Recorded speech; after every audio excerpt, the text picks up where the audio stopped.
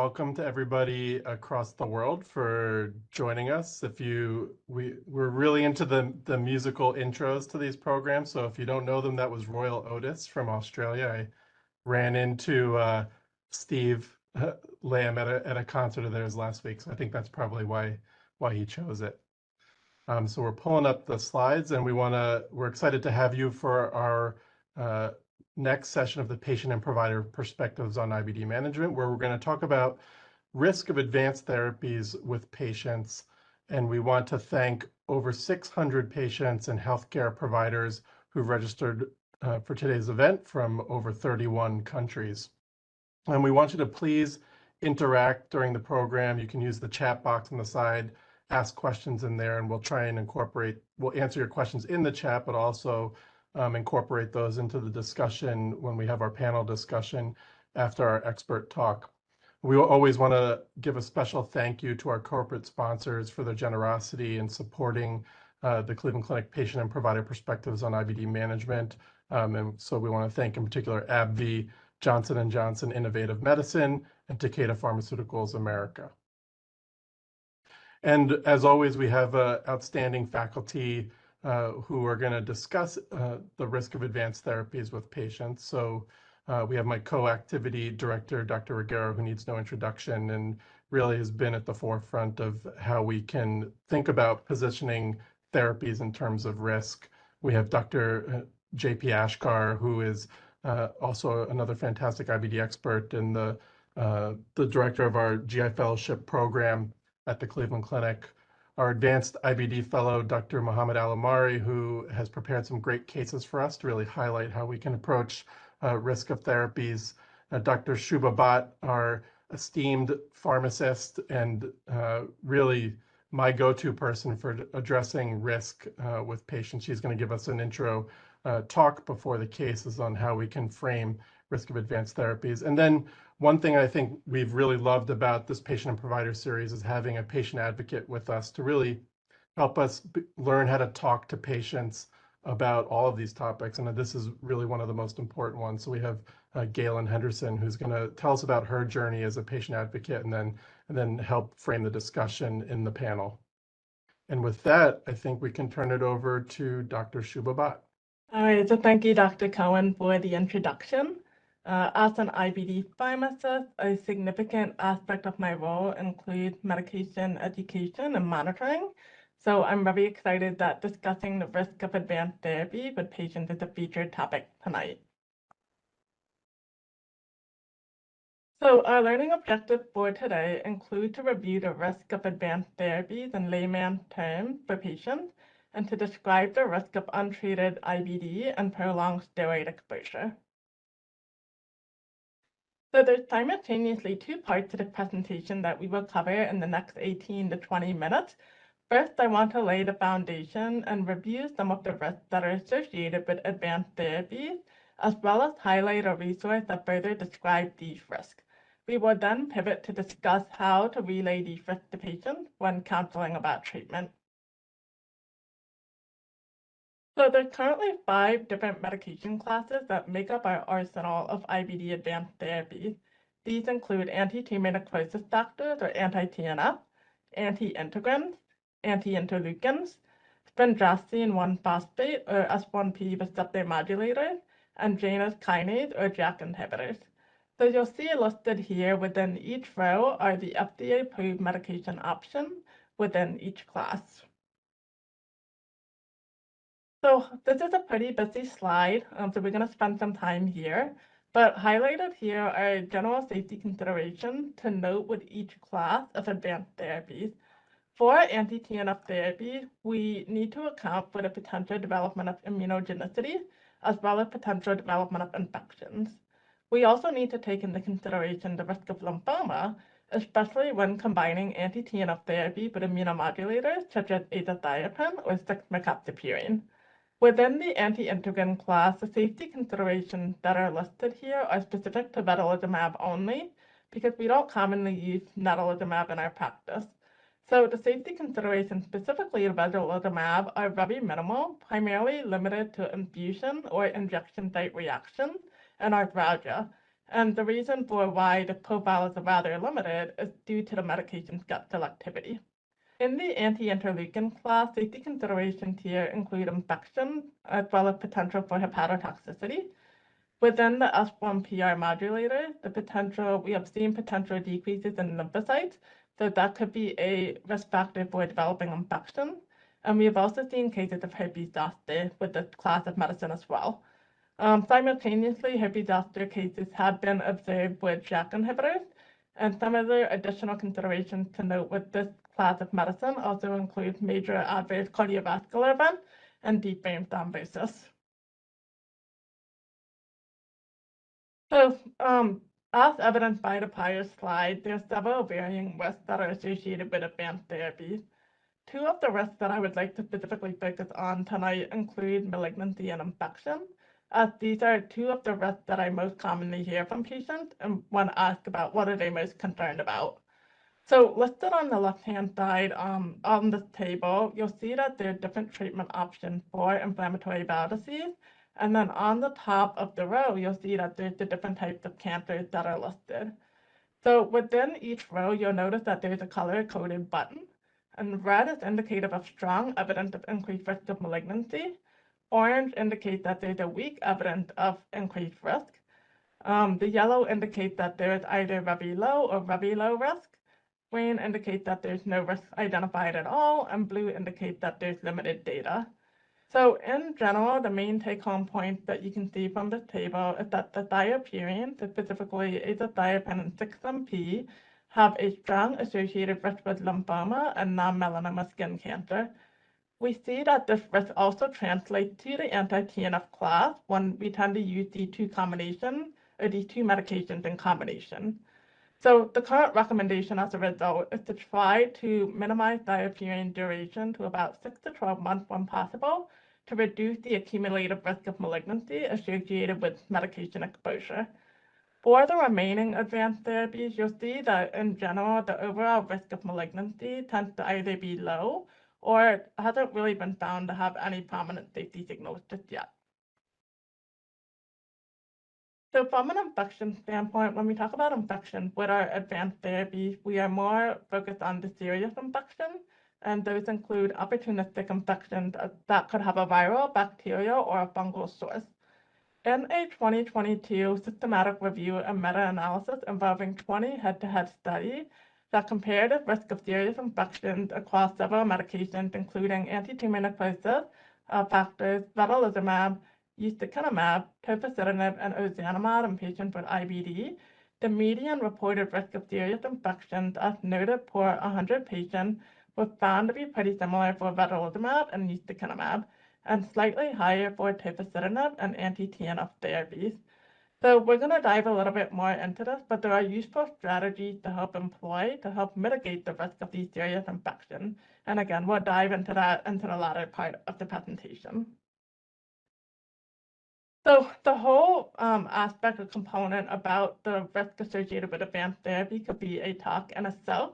And so due to the limited time that we have today, I want to highlight that if you are interested in learning more about the various risks associated with the classes of advanced therapy, including the prevalence of these risks and the current data that we have so far to either support or show that the risk is not maybe necessarily a strong concern, you should definitely check out this manuscript. One other thing that this manuscript also contains is a safety assessment and monitoring checklist. So a lot of that will also go back or tie back into making sure that we're optimizing the safety of these therapies. So again, more to come on that later on in the presentation. But there are basically checklists that are available in this manuscript that can be a convenient tool that you can integrate into your practice. So this figure, which is a safety pyramid, is also taken from the manuscript that was referenced on the prior slide. So based on the current evidence and the author's experience and practice, we ranked the individual advanced therapies in order of safety. And so the top identified safest medicines being vedolizumab and anti-integrins, followed by S1PR modulators, JAK inhibitors, and then anti-TNF. So again, as mentioned earlier, anti-TNF in combination with thiopurine has been deemed to carry the most amount of risk when among all the advanced therapy options. However, it should be noted that steroids and uncontrolled IBD carry greater risk when you compare that to advanced therapies.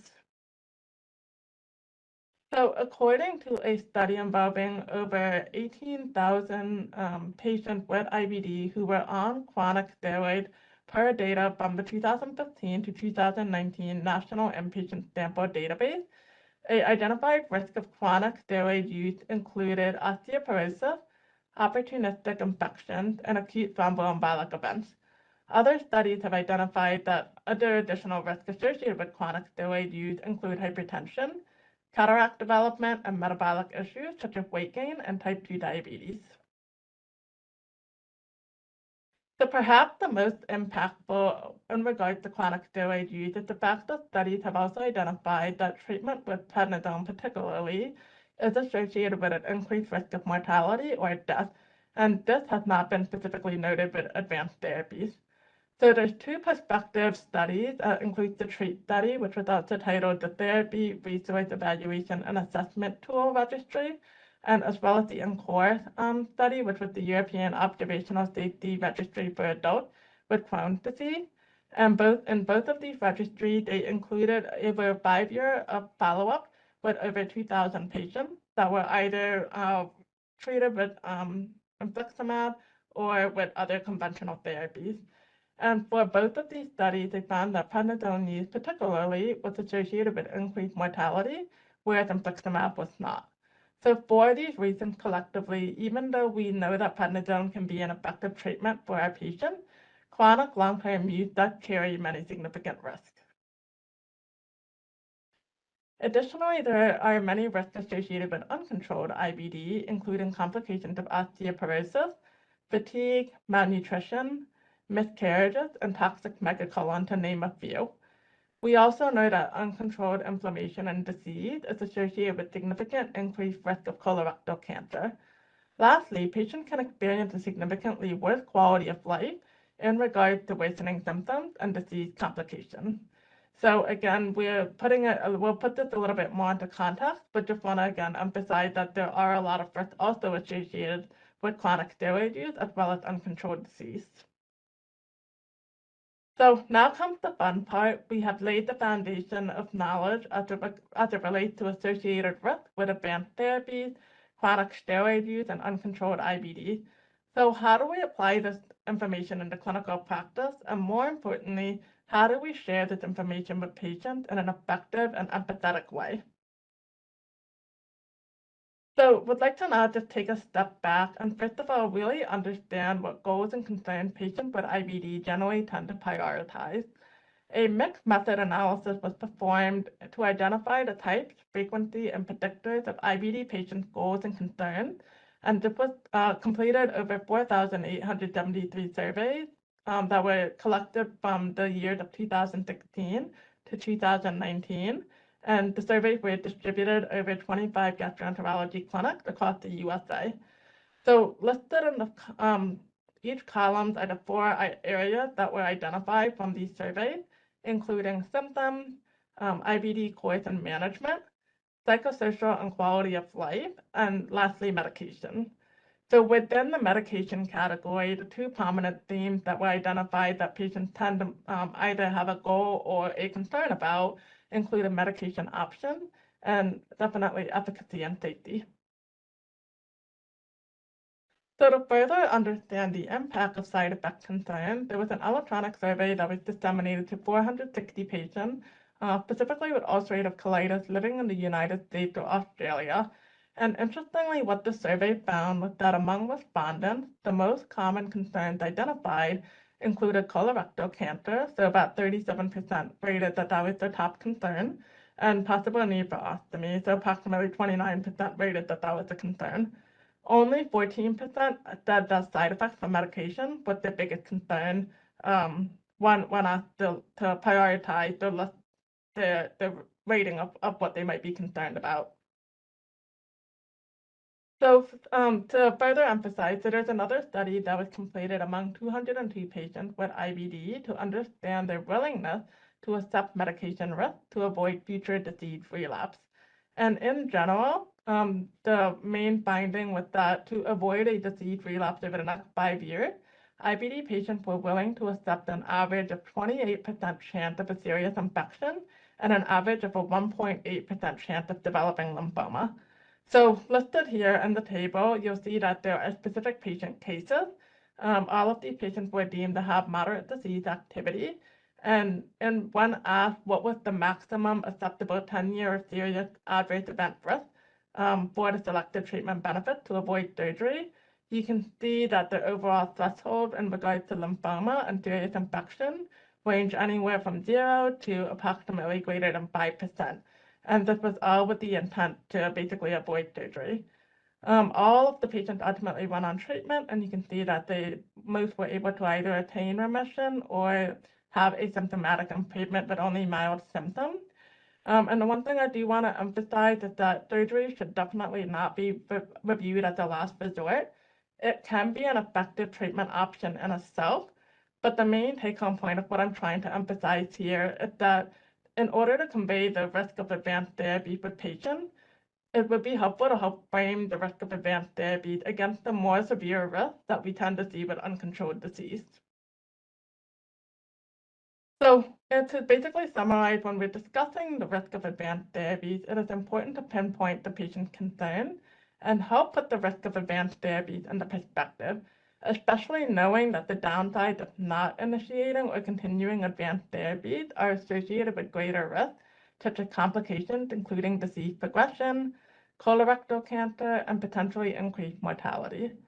It is also important to inform patients that treatment delays can be detrimental, in that medications may not work as well if not initiated early on in the disease course, and depending on the amount of inflammatory burden that is often present.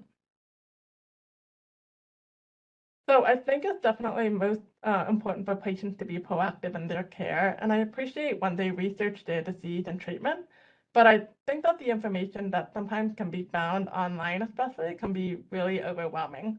So I've had many patients that tell me that they understand the need and rationale for advanced therapies, but they're still fearful or concerned about the risk profile. And it's easy to understand why when you see information about the medication like this example that's listed here. So it's important to make sure that as providers that we're able to convey these risks in simple terms. And I think Einstein said it the best here, that if you can't explain it simply, you don't understand it well enough. So I'd like to now spend some time highlighting some of the communication strategies that we should consider employing when counseling about advanced therapies.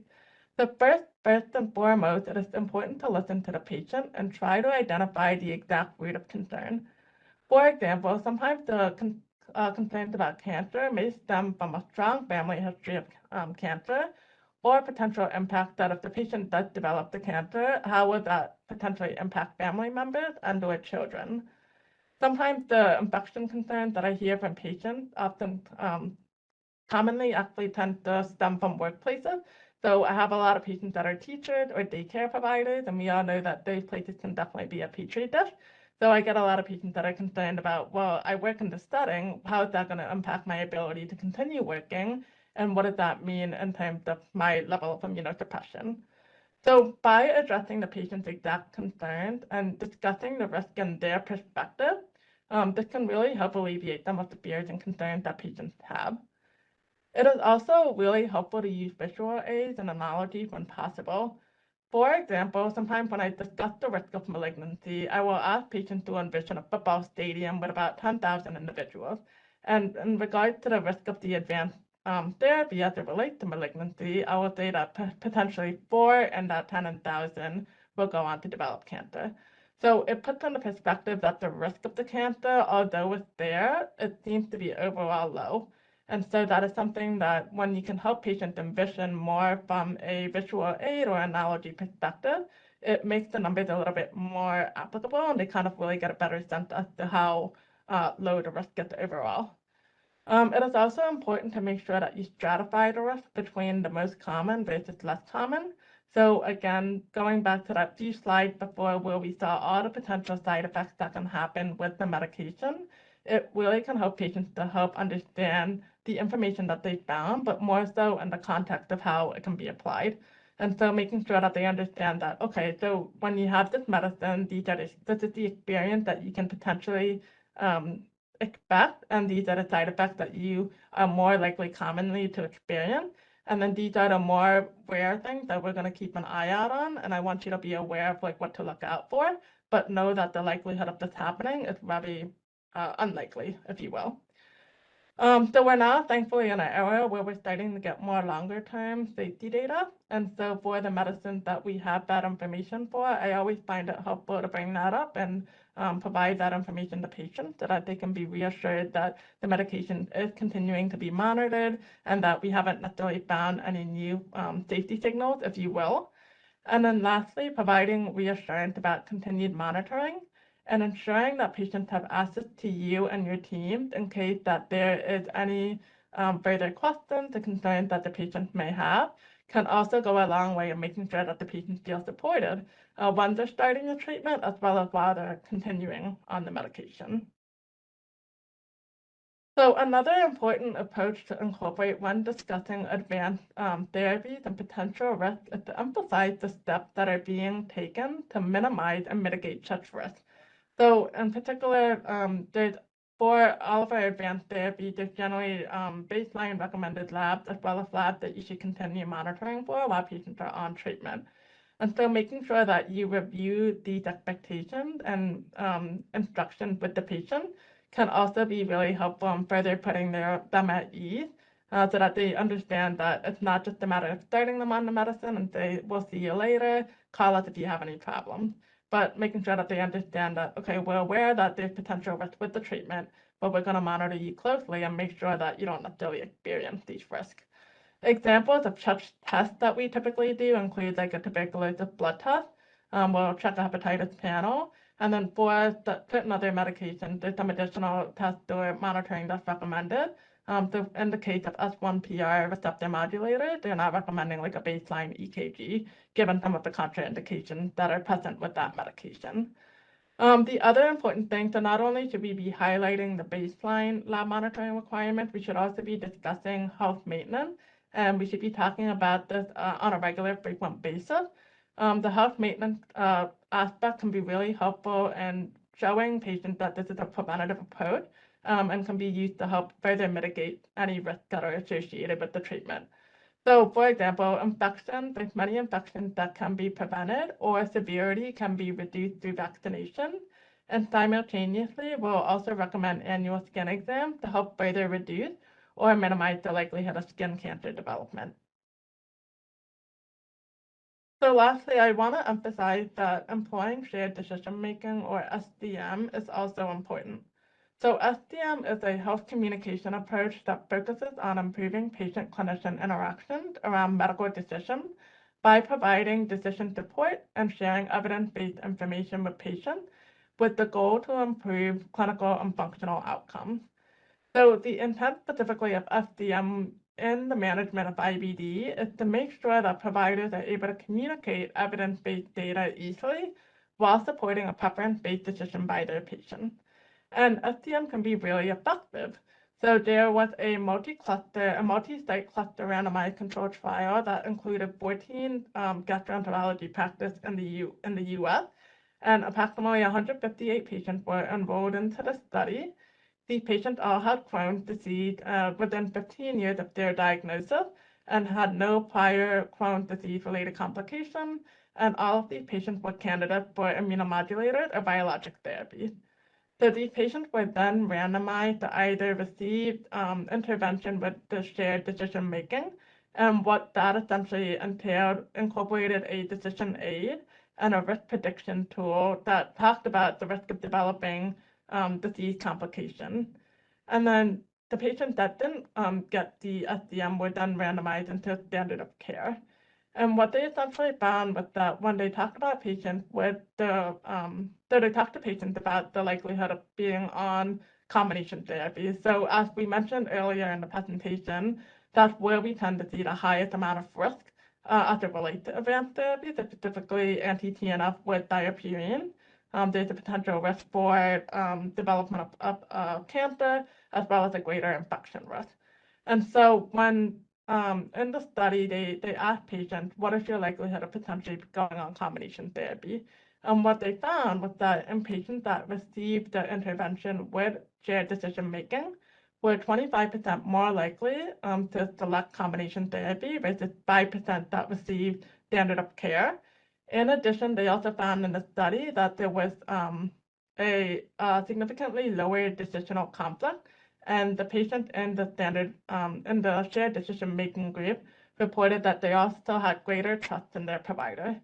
So there's a lot of power in listening to patients and recognizing that individual patients perceive risk and benefit data differently, and also come with their own set of preferences based on what is important to them. So in conclusion, so again, would love to spend more discussing the comprehensive overview. So would highly again recommend that you refer to that manuscript if you have any specific questions or would like to learn more about the risk associated with the individual advanced therapy classes. But in general, advanced therapy contains varying levels of risk, and some of the risks that we highlighted were serious infections as well as lymphoma. However, we know that when we compare that to chronic steroid exposure or chronic steroid use in patients that don't receive or receive inadequate treatment, we know that the risk associated with those scenarios are more severe and associated often with more negative outcomes. So it's important, again, we kind of highlighted some of the strategies that you can implement to try to, when discussing the risk of these therapies with your patient. But it's important to make sure that you're discussing the risk of these therapies in a relatable perspective, and you're highlighting the mitigation strategies and ongoing monitoring parameters that we're employing to making sure that we're optimizing treatment safety. And with that, I thank you for your time. Thanks, Dr. Bhat. That was really fantastic. And I think you really hit home on how we have to communicate with our patients to understand where they're coming from and some of the concerns they may have about risks of medications so that we can address them effectively and help them find what's going to be the right treatment for them. And we'll talk more about this and maybe some specifics when we get to the case presentations. So now I want to turn it over to our patient advocate, Gaylyn Henderson.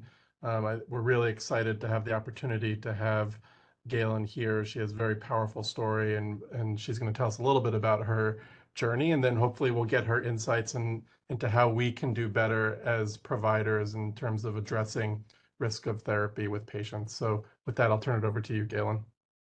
Thank you, Dr. Cohen, and thank you so much for having me. I want to start by saying I'm deeply honored to be here today, and I want to extend my heartfelt thanks to the Cleveland Clinic for including the patient voice in forums such as these. But now I'm going to go off camera in an effort to stay present and with you all today. I'm having some technical issues, but so I'll continue the rest of my presentation off camera. Okay, so my name is Gaylyn. As I mentioned, I am a daughter, I'm a sister, I'm an aunt, a friend, a cousin, and a patient. I have lived with a chronic illness for more than half of my life. It has shaped and molded me into the person that I am today. I am proud of the person that I am today, and it is my hope that by sharing my story, we can foster greater understanding and support for those facing similar struggles. Next slide. My IBD story began the summer of my freshman year of high school.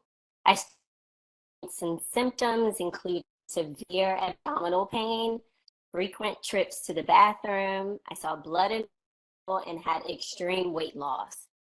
After a series of diagnostic tests, I was diagnosed with a severe case of Crohn's colitis. I spent most of my high school and subsequent years in and out of the hospital, a time that should have been filled with excitement and anticipation was overshadowed by illness and hospitalizations. For over a decade, severe Crohn's had become my norm. I have survived stricturing and fistulizing Crohn's disease, multiple abscesses and setons, multiple surgeries and dilating procedures, Crohn's disease took my health in every way possible. Desperate for relief, I tried everything to alleviate the pain and the symptoms. I tried the holistic route. I changed my diet. I participated in clinical trials. I tried everything. I tried everything that was available at the time for my diagnosis. Due to the severity of my condition, my entire colon and rectum was removed. And now I live with a permanent ileostomy.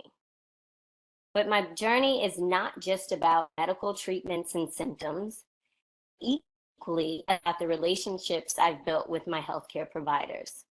I've learned that one of the cornerstones of navigating life with a chronic illness lies in the relationship between me and my doctors. That relationship sets the tone for the management of my IBD. Next slide. Throughout my disease journey, I've always felt most empowered when I felt like my voice and my concerns when it relates to my health were taken into consideration. And that empowerment comes from a trusting relationship between me and my medical care team. Trust is an integral part of care. It fosters and when living with IBD and embarrassing and challenging symptoms that are not always easy to talk about, trust is imperative. Trust opens the door to difficult conversations, including discussing advanced therapies. I've learned that I have less anxiety about the plan of action. Through open communication, I have knowledge about the treatment plan and expectations.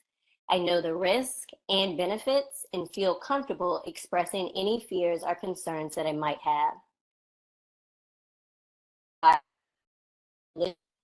Values, including cultural and familial values, my concerns, past history, including challenging experiences with medical treatments, with insurance companies that can be traumatizing. I feel included when my provider presents those concerns. But let me be clear, this goes both ways. As a patient, I want my doctor to trust as well. I need to be open to what I need.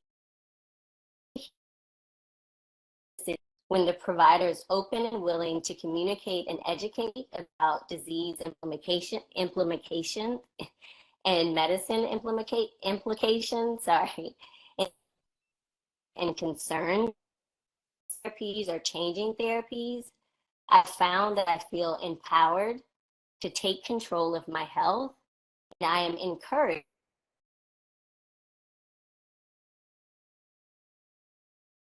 because it illustrates myself as patient advocates within a lab, excuse me, learning about biosimilars. So as you see, patients are eager and willing to learn and understand why and how therapy works and what may work best for us. Next slide. So I started Gutless and Glamorous because there was a need to spread positive ostomy awareness as well as erase the stigma of living with IBD. I remember how scared I was and how hesitant I was to receive an ostomy because of the stigma. What I remember most was how great I felt after receiving one. Many people are afraid to receive one based solely on stigmas. My goal is to erase stigma. Having an ostomy can improve your quality of life, and removing the stigma can help achieve that goal for so many. Next slide. I think I can speak for most patients when I say that this has radically impacted our lives, as well as those that are close to us. It's a never-ending roller coaster of feelings and emotions and learning to cope with a chronic illness. Navigating this journey with a trusted provider serves as a cornerstone in navigating the complexities of the disease, the journey, support, understanding, and empowerment. So thank you so much again for me and for this invaluable opportunity to contribute to the dialogue and to advocate for greater patient-centered care. Thank you so much. Thanks so much, Gaylyn. It's really amazing of you to share your journey with us, and can only imagine how impacted you've been by Crohn's disease, but yet you've been able to really educate so many different patients about their care, about ostomies in general, because that is a really big stigma. Even in Dr. Bhat's presentation, you can see a lot of the framing of risk was against avoiding ostomy, but really ostomy is not something to be avoided. It can be a great treatment for so many people. And I think you've had an enormous impact with that. So with that, I'm going to turn it over to Dr. Alomari. We're going to bring our panelists on. So we have Dr. Ruggiero, Dr. Ashkar, Dr. Bhat, who are going to join Gaylyn on the panel, and hopefully we'll be able to talk about these issues. And again, feel free to put your questions in the chat. I see Dr. Ruggiero has been furiously responding, but we're going to direct him away from the chat for now so we can get his thoughts here. Next slide, please.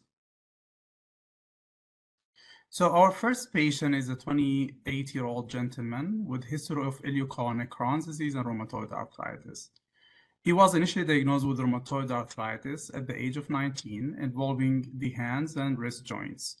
At that time, he was offered to start advanced therapy, but he rather to treat on as needed basis with non-steroidal anti-inflammatory drugs, mainly due to fear of side effects. 3 years later, he was diagnosed with Crohn's disease when he presented with abdominal pain and weight loss. His very initial colonoscopy showed inflammation and ulceration in the cecum, in the ileocecal valve, and also in the terminal ileum, up to 7 centimeters from the ileocecal valve. At that time, pathology confirmed the chronic inflammatory changes. Next slide, please. So this is his history timeline, starting in 2018 when he was diagnosed. Next slide, please. With ileocolonic Crohn's disease. And next slide, please. The following 4 years, he had a few flares that were treated with steroid and responded very well to that therapy, and was again discussed about starting advanced therapy, but he was reluctant again due to fear of side effects. Next slide, please. So at this point of time, we have a few questions for discussion with the panelists.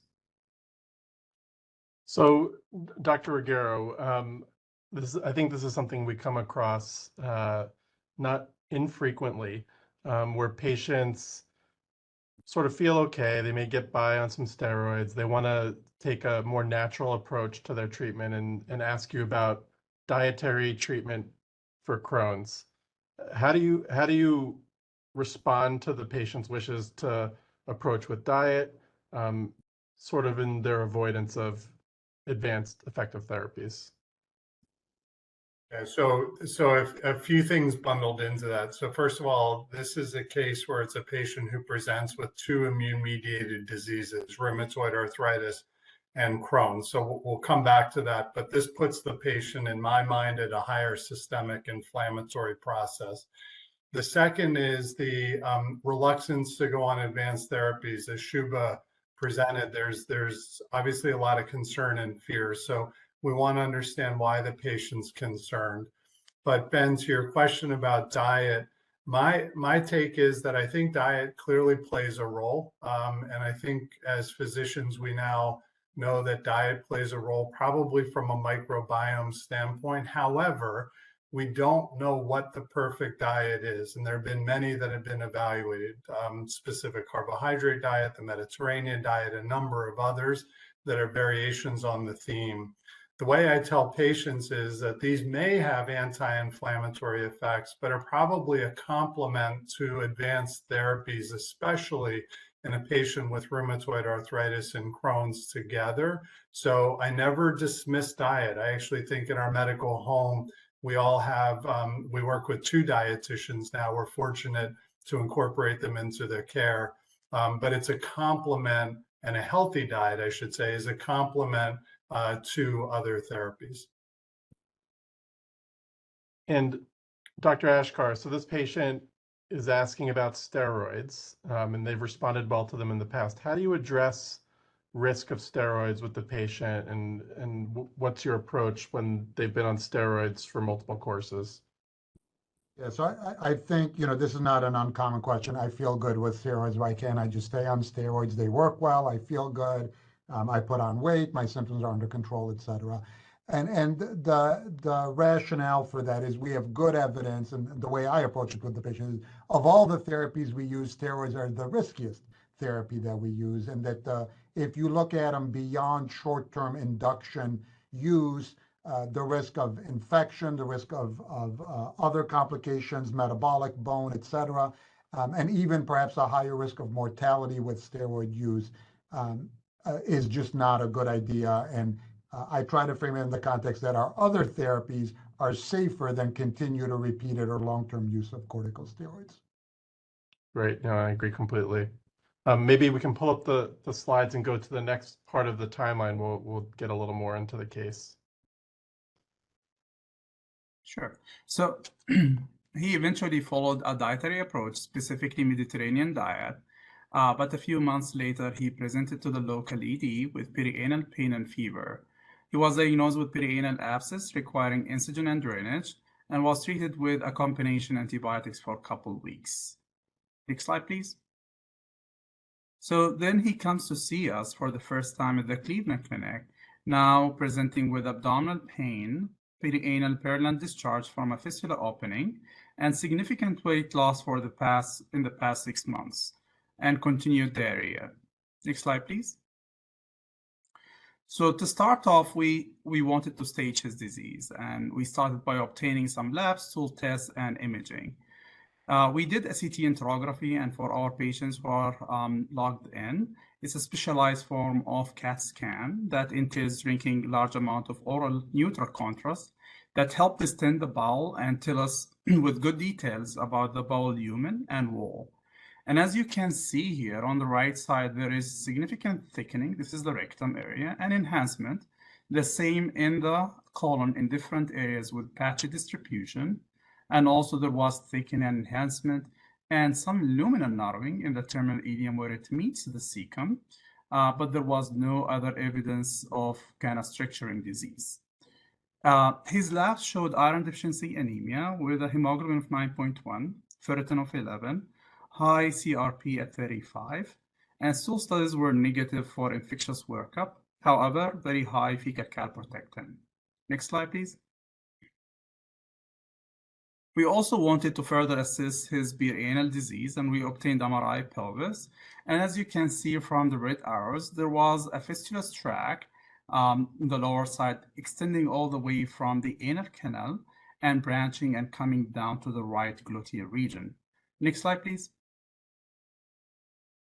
This is a representative graph just for simplicity. You can see the fistulous tract extending from inside, from the anal canal, traversing the inner sphincter in black, and then the external sphincter in gray, and then goes down all the way to the gluteal region to open outside. So for this, he had an examination under anesthesia, and one ketone was placed. Next slide, please.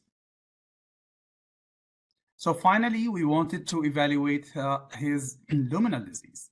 We obtained a colonoscopy, and as you can see, there was significant inflammation and ulceration involving the colon in a patchy distribution again, the rectum, and also the ileocecal valve where the small bowel meets the colon and extending into the terminal ileum, although it was more milder on the terminal ileum. Next slide, please. So in order to present our finding in a standardized way, we typically use a scoring system called Simplified Endoscopic Score for Crohn's disease, which is a multi-item scoring system, looks at different components of inflammation, is scored for each segment we evaluate during the colonoscopy.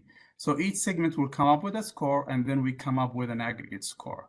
So for our patient, he had a severe disease, provided his SE-SCD was more than 16, specifically was 20. Next slide, please.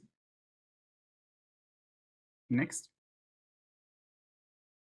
So in summary, we have a 28-year-old gentleman with an active ileocolonic disease with perianal involvement with an abscess and fistula, currently symptomatic with perianal disease and also active joint pains.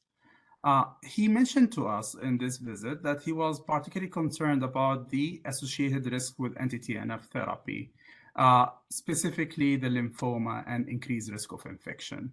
And this will be our second stopping points. So, Dr. Ashkar, patient like this, putting risk aside, what would be your preferred approach towards therapy for the patient? Yeah, so Miguel started hinting at this, and now we have even more data. So this, we're checking off the boxes, multiple boxes for high risky disease or severe disease, including this is a person with 2 immune-mediated diseases, young age at diagnosis, perianal disease, extensive and progressive disease. It seems like in a short period of time, his disease has progressed, and it looks like he's got some deep ulcers with a high SES-CD score. So, we've checked almost every box in terms of poor predictor or markers of severity of disease. So the reason I'm laying that out is I think he needs an aggressive approach to therapy. And I think my worry is we've lost some time, and during this time, it's been 4, 5, 6 years, whatever it is at this point, we may even be a little too far behind the 8 ball at this time to bring him under control. So now the good news is he's not been on any therapy. So really any therapy is, we have the whole menu of options as to what we can do. And to answer the question that Ben asked, my recommendation, particularly with the perianal disease and the significant colonic disease, would be to jump to an anti-TNF agent. And I would probably, to maximize the likelihood, I would specifically use infliximab, and to maximize the likelihood of a sustained response in drug levels, I would add a concomitant immunomodulator with that. Great. And so Dr. Bhat, I mean, you touched on this in your talk, but so we'll see the patient, we'll say, we want to start this therapy, and then we'll send them to you to talk about risk and how we're going to monitor things. So how do you address these concerns of the patient around lymphoma? How do you frame it for them beyond what you said in your talk? And then what's sort of the monitoring plan that we put in place? So to just emphasize, Dr. Ashkar mentioned that the patient has very severe disease, and so highlighting the potential complications of uncontrolled if you're not adequately treating, and then also like the potential for more complications and worsen quality of life. So I think kind of making sure that the patient understands that, or setting the stage with that first, and then diving into the treatment options and why particularly we're recommending an anti-TNF in combination with an immunomodulator. So for this specific context, if this was a patient coming to me, I would emphasize that the best data in terms of efficacy is primarily with anti-TNF, would emphasize what the treatment goals are. So making sure that they understand that they're not going to see like an immediate improvement by any means starting on medicine. So kind of setting the foundation for understanding what the treatment expectations are. From a safety standpoint, that's probably where I'm going to spend the most amount of time. So emphasizing that we're going to do all these baseline labs. So we'll get a TPMT for thiopurine. So if we go the thiopurine route, we'll get a TPMT to make sure that baseline, we're making sure that we're dosing it appropriately. And then for the anti-TNF, we'll get a tuberculosis, a hepatitis panel. And then we'll get a regular CBC, CMP, just to kind of make sure from like a liver abnormality and like so forth that there's no additional concern. And then in terms of monitoring, so this is kind of where I think the role of pharmacists would also be helpful, is that I have a little bit more ability to see patients a little bit more frequently. And so kind of setting the stage for making sure that we're addressing their concerns up front. Once they're finally ready to make the jump on starting on the treatment, making sure that we're providing that follow-up as well, to making sure that, okay, now that you've had that experience, how did it go? What side effects are you having? What concerns do you have now? And providing that long-term monitoring to make sure that they understand that they're being supported, and that if they do have any concerns, they can relay that back to us. Yeah, I think this really highlights the importance of having a team, right? Because the care of IBD patients has gotten so complex that it's hard for one person to take care of everything. So we're really, really fortunate having you here in that regard. Oh, and then Ben just said one more thing, that the role of health maintenance is also really important here. So making sure that they're also up to speed with their recommended vaccines and that they do get established with a dermatologist, especially for annual skin exams. And so again, relaying that is part of the mitigation strategy to make sure that they're on safe, effective therapies. Absolutely.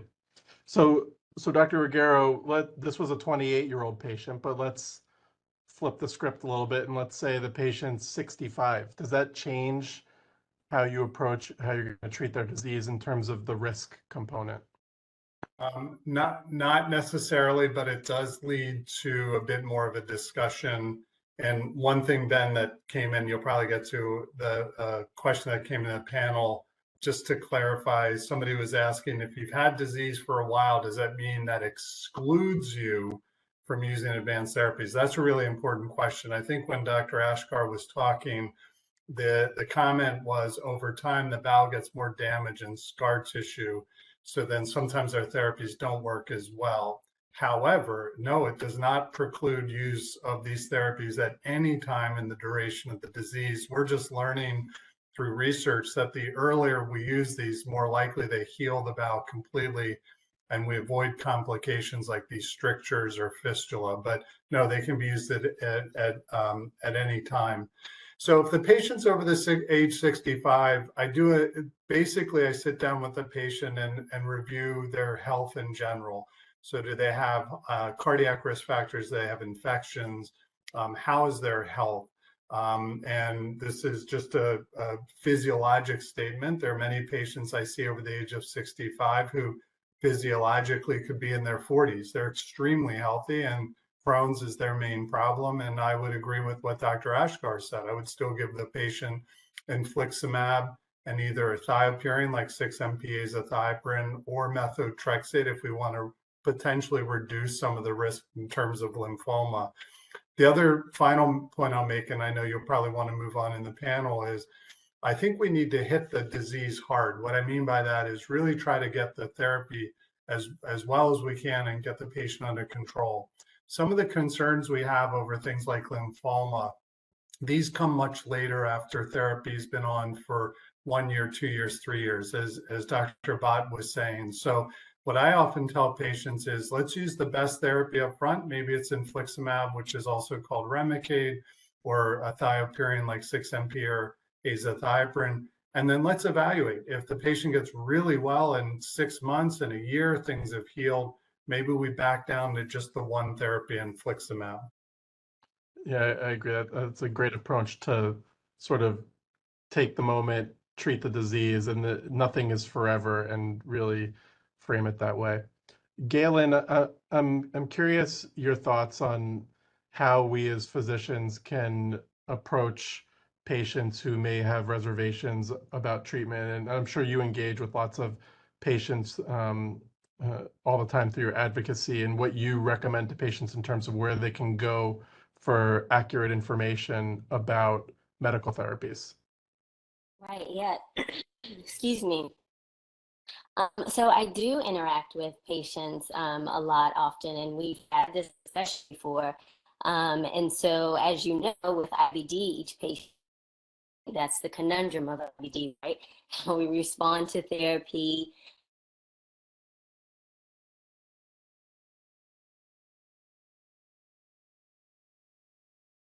I think you're cutting out a little bit. Now, let's see. You can try again. Well, are you there again? No, I think we lost you there. Right. Why don't we can come back to Gaylyn. Why don't we, Dr. Alomari, move on with the case, and we'll try and come back to Gaylyn to address the question.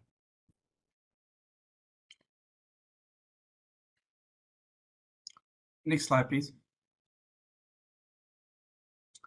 So after a productive discussion with the patients, was eventually started infliximab at a dose of 5 mg per kg every 8 weeks, and subcutaneous methotrexate at a dose of 15 milligram every week.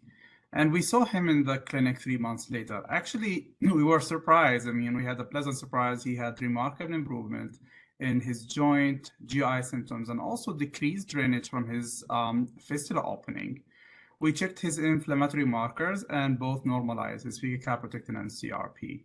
We performed a colonoscopy 6 months into therapy, which only showed mild inflammation limited to the ileocecal valve. Otherwise, remarkable improvement from before. And his SCSCD was 2, which corresponds to endoscopic remission. Next slide, please. The following year, which is 2024, comes to see us in the clinic. He mentions that he skipped 2 infusions over the past year, in part because he was doing great, and actually his fistula finally closed, and also he did not have a very pleasant experience with needles. He was concerned as he lately started to have worsening diarrhea up to 4 bowel movements a day, and his abdominal pain recurred. This is his colonoscopy, which you can see there is ulceration and inflammation, but this time is limited more in the right side of the colon and also in the terminal ileum, but also worsened from before, the year prior. His SCSCD was 9 this time. Next slide, please. So we checked his infliximab at drug level, and the trough level was undetectable with high titer anti-drug antibodies. We chatted about potential therapeutic options, but the patient reiterated his preference to non-injectable forms of therapy. It was mentioned to him starting upadacitinib, and then he actually mentioned to us that he watched a TV commercial before about upadacitinib, linking it to heart attacks and blood clots. So how to address his concerns, essentially. So first, maybe I'll try and go back to Gaylyn and see if your connection's a little bit better to finish your thought on where patients can go for accurate information on medical therapies, and then I'll come back to Dr. Ruggiero to get his thoughts on how we approach talking about the JAK inhibitors as a class with patients. So Gaylyn. Hi, thanks. Sorry about that. Yeah, so we had the discussion between myself and other patients. And with IBD, as you know, everybody's different. And we communicate as patients is sharing our experiences with other patients that have medications. But one of the additional ways we search for information, obviously the Crohn's and colitis website, the foundation website, but really just kind of communicating between ourselves and sharing our experiences that we different medications. I know that, can you hear me? I saw my video cut out. Okay. So I was speaking to some patients, Aaron, and willing to try advanced therapies. He's done the research. He knows the risk benefits. We do our own research, as Dr. Shubha said, that online and look for scholarly articles. So utilizing the patient network that we've developed and then going to national organizations and learning more about it for ourselves. Great. Yeah. And I think, what's really important is to rely on vetted sources of information, like you're saying. So patient organizations like the Crohn's and Colitis Foundation have great resources available on their website where you can go to and know that, this has been reviewed by medical experts and patients to make sure that the language is appropriate and clear. Now, Dr. Ruggiero, back to the case. So this was a patient that didn't want, so now they've developed antibodies to infliximab. They have a needle phobia, which I've seen with some patients that's very real. We're fortunate now to have very effective oral therapies, but if you just read about side effects of JAK inhibitors, that can be scary. How do you frame it for the patient, and how do you recommend providers talk about the JAK inhibitors? Yeah, it's an important question. And then somebody also chatted in around the same type of question. So it's good. I'll probably be able to answer both at the same time.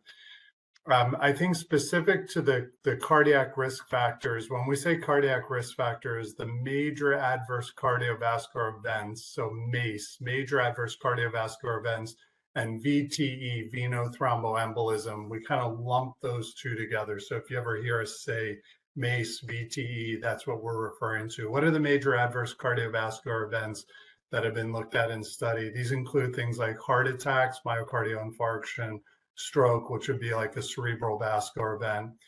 The venothromboembolism, or like blood clots, like deep vein thrombosis in the leg, or pulmonary embolism. And obviously these can have significant consequences. I'll try to keep it as simple as possible. So both for tofacitinib and upadacitinib, the two FDA-approved JAK inhibitors, tofacitinib Xeljanz, upadacitinib is Rinvoq, in case you've heard of those names. The risk of major adverse cardiovascular events and venothromboembolism have been primarily found, or I should say with tofacitinib, primarily in patients who have rheumatoid arthritis over the age of 50, who are also active smokers or had other cardiovascular risk factors. That was called the oral surveillance study. With tofacitinib and upadacitinib in Crohn's and ulcerative colitis, we have not seen these increased risks. So Ben, to answer your question, I don't ever say to a patient there's 0% risk of these therapies. That is not correct. However, the increased risk that would be concerning is not something we've seen, at least in Crohn's and colitis, but I tell patients, if you get leg swelling, if you get shortness of breath, chest pain, please let us know that right away, because inflammatory bowel can lead to cardiac and blood clots into itself, even independent of the medicines. And the benefit of the treatment, finally, the benefit of the treatment in my mind would far outweigh these small risks. And I think upadacitinib as an oral therapy in this patient that you're presenting is a very reasonable option. And Dr. Ashkar, any other thoughts on tips for the providers out there and how you approach the risk-benefit discussions around JAK inhibitors, but also, other therapies? No, I agree with what Miguel said. I mean, if the data for the JAK inhibitors comes from older patients with rheumatoid arthritis and cardiac risk factors, and this person in particular has none of those factors. He's 28, et cetera. But obviously individualize it and go over those factors. And then, talking to the patients, one thing I've learned over the years, sometimes patients have a very particular focus or concern that we may not be thinking about, and they may not want to vocalize or things like that. So, and sometimes that doesn't come out the first visit, and just kind of, keeping at it and just asking the question, what are you worried about? What is your concern? And sometimes after a couple of visits, they'll fess up what their concern is. And sometimes those concerns are appropriate. Sometimes the concerns can be easily explained away, like the example with the VTE and MACE with the upadacitinib and tofacitinib. So. And maybe we'll finish up with one last question from the chat, and I'll direct it to Dr. Bhat. In terms of long-term with any of these drugs, how does that factor into the risk of cancer and infection? How do you address that with patients?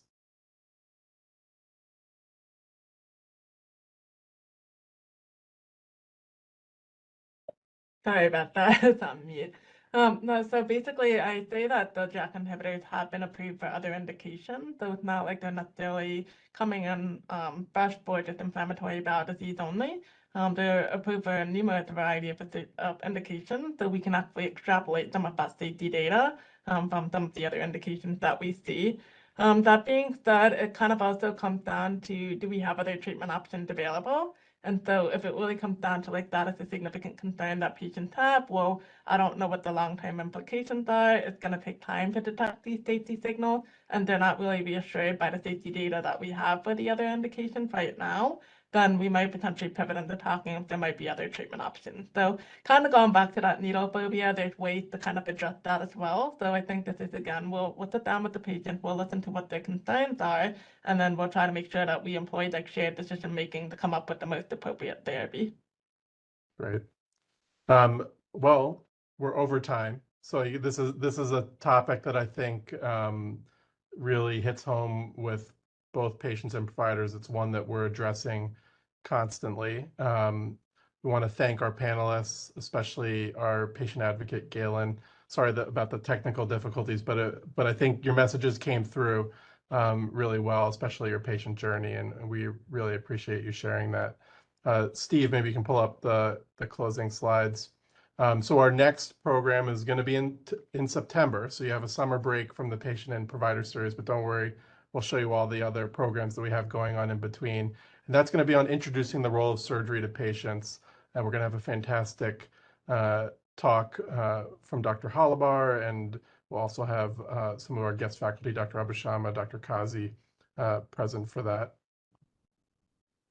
Again, we want to thank our sponsors for their generosity in supporting the Cleveland Clinic Patient and Provider Series, so AbbVie, Johnson & Johnson Innovative Medicine, and Takeda Pharmaceuticals America.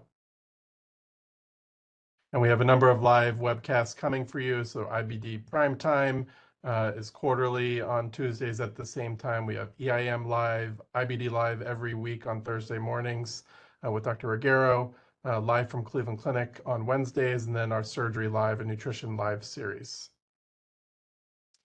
And again, for our full list of educational offerings, you can use the QR code to get a link or go to www.ddicme/events.